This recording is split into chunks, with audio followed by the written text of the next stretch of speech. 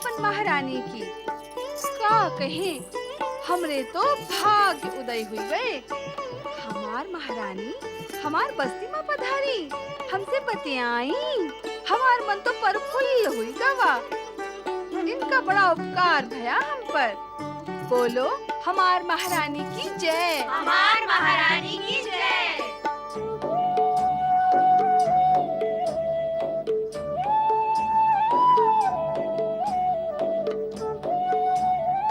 तुम हमें पहचानना नहीं चाहती पार्वती? ए लो मैया री मैया, ई का कहत हो महारानी जी? काहे नहीं पहचानेंगे हम आपका? पहचाने हैं तो ही तो आरती उतारे हैं हम आप ही का। चरण छुए हैं हम अपनी महारानी के। क्यों री चंपा, का कहत हो? ठीक कहत हो, जो तुम कहत हो हम भी वही कहत हैं।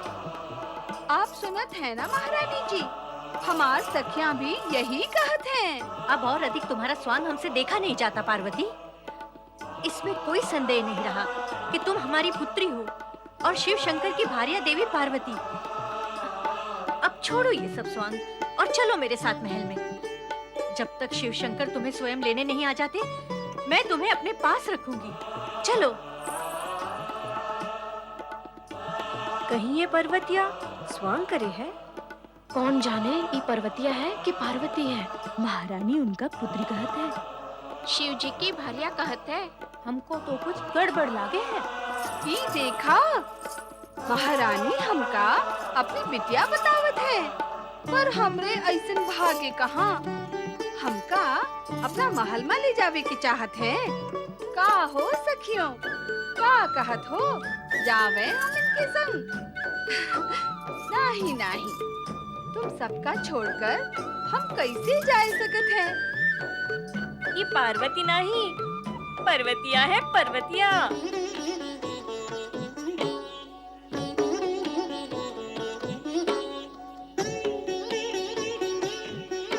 कहीं ऐसा तो नहीं कि इस पार्वती के चेहरे वाली इस पर्वतिया को मैं ही पार्वती समझ रही हूँ? एक से चेहरे वाली दो कन्याएं भी तो हो सकती हैं। नारायण नारायण। महारानी मैना, प्रणाम। प्रणाम माता पार्वती। प्रणाम नानी जी। माता, आपके इस अपरिचय और स्वांग के कारण कहीं कोई अनर्थ न हो जाए।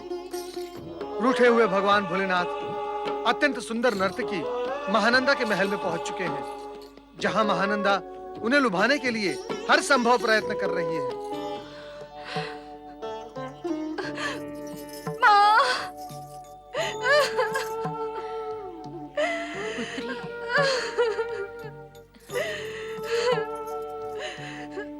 सुना माता आपने? भगवान शिव शंकर मुझसे रुष्ट होकर कहां तक जा पहुंचे हैं।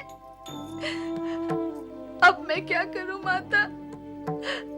मैं क्या करूं? मैं क्या करूं?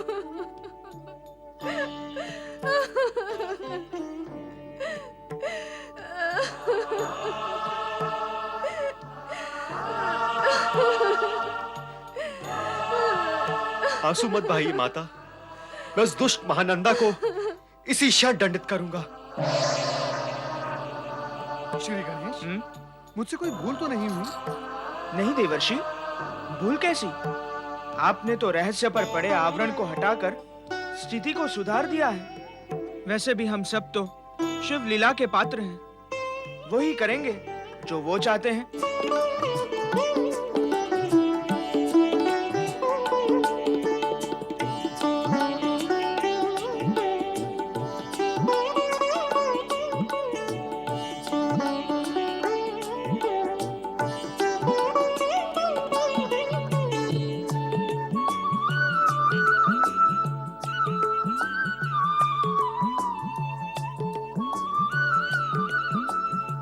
क्या बात है महानंदा, तुम्हारे सुंदर मुखमंडल पर उदासी के बादल क्यों मंडरा रहे हैं? स्वामी, आपके द्वारा दिए गए वचन और मेरी स्वीकृति के अनुसार 3 दिन तक मैं आपकी पतिव्रता पत्नी हूँ। किंतु अब तक आपने मुझे अपने से दूर दूर रखा और अपनी सेवा का अवसर नहीं दिया। इसी का मुझे दुख है। किंतु स्वामी, मन ही मन मैंने भी एक निश्चय कर लिया है। कहो कहो, निसंकोच होकर कहो, क्या निश्चय किया है तुमने? यही कि अब इस जीवन में आपके अतिरिक्त मैं किसी की सेवा नहीं करूंगी। ऐसा निश्चय करने से पूर्व तुम्हें दूरदर्शिता से अपने भविष्य का विचार करना चाहिए। मैं तो मात्र 3 दिनों का अतिथि बनकर आया हूं। समय पूर्ण होते ही लौट जाऊंगा। उसके पश्चात तुम क्या करोगे? शेष जीवन आपकी स्मृति में व्यतीत कर दूंगी स्वामी, केवल आपकी स्मृति में।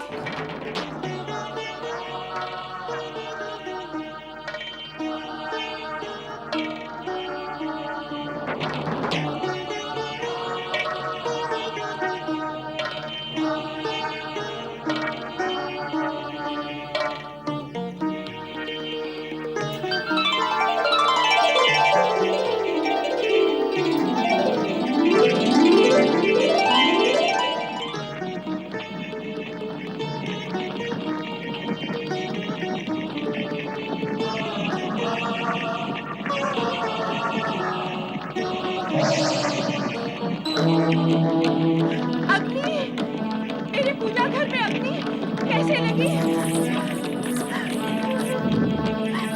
मेरे पूजा घर में अग्नि लगी। कोई तो मेरे पूजा घर की रक्षा करो। चंद्रिका, भद्रेश, रुपाली, शीघ्र आओ। जल्दी आओ, देखो क्या हुआ। मेरे शिवलिंग की रक्षा करो। मेरे शिवलिंग की रक्षा करो। तुम लोग खड़े खड़े मुझे क्या देख रहे हो? चल लेके आओ। छोड़ दो मुझे, छोड़ दो मुझे, छोड़ दो मुझे। रुक जाइए।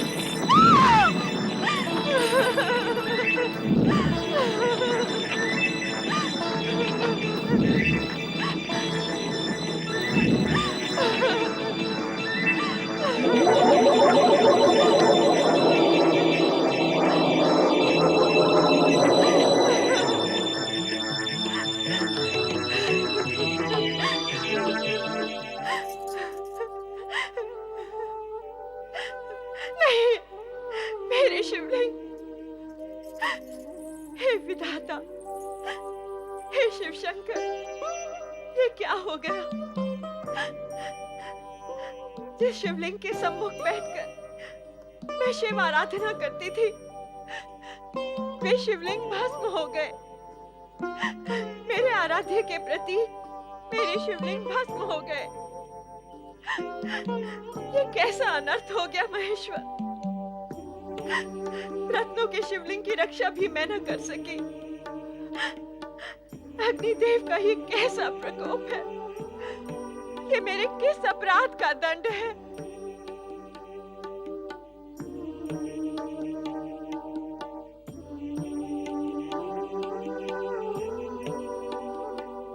हमका क्षमा करी दो कैलाश महारानी पार्वती। हम नहीं जानत रही तुमका कि तुम पर्वतिया नहीं देवी पार्वती हो। हमें क्षमा कर दियो देवी, हमसे भूल हो गई। हमका क्षमा कर दियो। हम तो का समझ रहे अपने जैसे गांव की छोरिया, पर तुम तो देवी पार्वती बा। हमका क्षमा करी दे। न जाने हम तुमको का कह दिए। तुम इतने बड़े महाराज की पुत्री और त्रिलोकीनाथ शिवजी की पत्नी। हाय मैया, हमका क्षमा करी दो। अरे ये क्या क्षमा क्षमा की रट लगा रखी है तुम सबने। अरे हम कहत हैं ई का क्षमा क्षमा करत हो।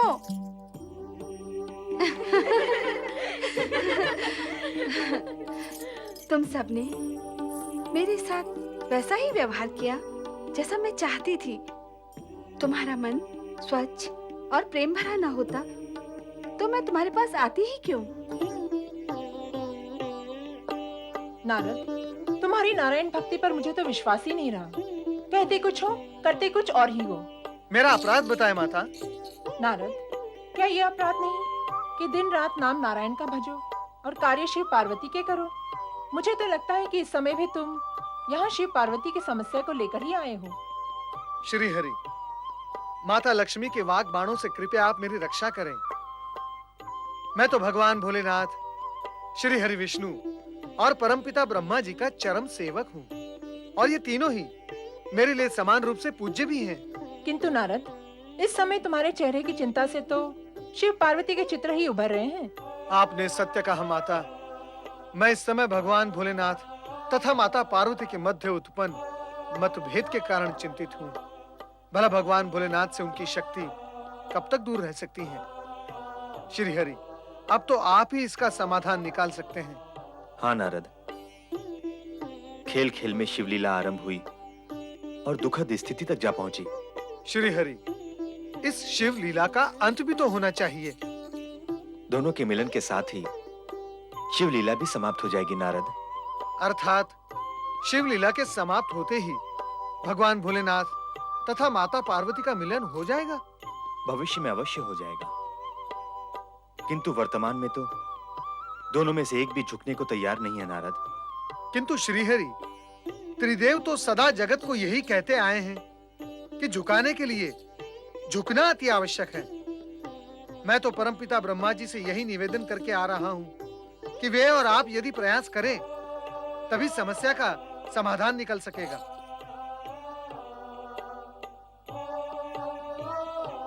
देवी लक्ष्मी, देवी पार्वती आपकी सखी है ना?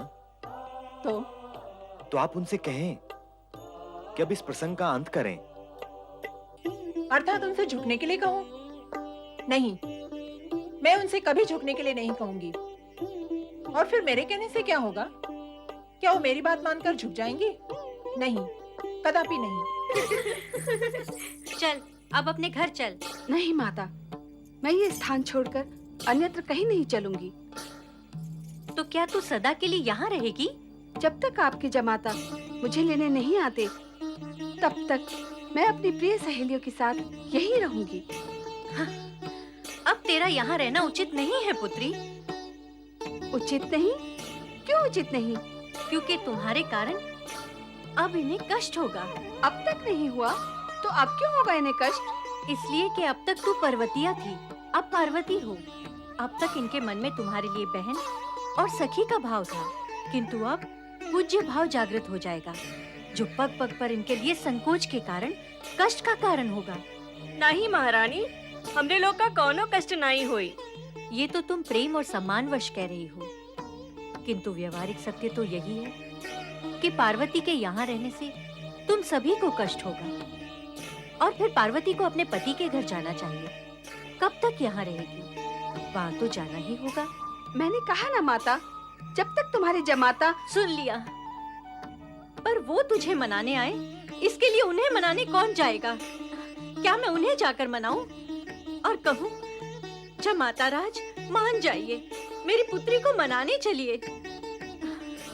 अरे, इतने समय से तुम्हारे संग सहेली बनकर रही है पार्वती, इसे समझा नहीं सकती कि इसे यहाँ से जाना चाहिए? हम इनको यहाँ से जावे को कहे, ऐसा भला कोई कह सकत है?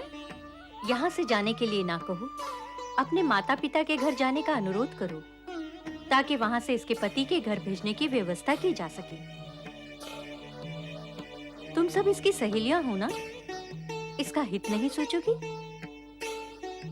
अब माने जाओ देवी पार्वती, महारानी जी की बात मानी जाओ। हाँ देवी, माता का कहना माने में भला हुई वे। हमको तो आपका सुख विचारे का ही है देवी पार्वती। सुन लिया पार्वती, अब तक जो तेरी सखियां थी, अब उनमें सखी भाव नहीं रहा है, आदर भाव जागृत हो चुका है।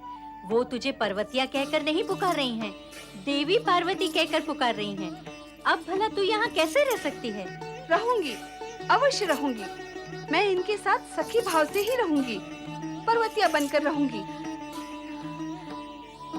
पर तुझे यहाँ से चलना तो होगा ही। चलूंगी, किंतु समय आने पर। लगता है शिव शंकर के पास जाकर उन्हें मनाने और यहाँ लाने के अतिरिक्त अन्य कोई और उपाय नहीं। अब यही करना होगा पार्वती। संतान के सुख के लिए माता पिता को क्या क्या नहीं करना पड़ता।